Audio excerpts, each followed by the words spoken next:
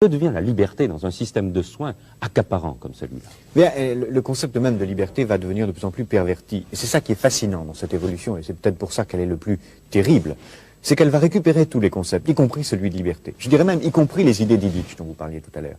Parce que qu'est-ce que c'est cette société de machines qui nous apprend à nous surveiller nous-mêmes? C'est une société qui dit, soyez libre, débarrassez-vous du médecin, soignez-vous vous-même, sortez de l'hôpital, ce que dit Illich. Et autrement dit, elle va, sous prétexte de liberté, sous prétexte d'autonomie, créer les conditions de l'aliénation la plus formidable, qui est en quelque sorte l'aliénation par soi-même, volontaire, à une norme imposée de l'extérieur.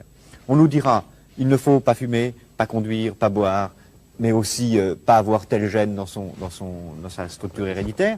Si vous l'avez, vous êtes extérieur à la norme, faites tout ce que vous pouvez pour vous en débarrasser.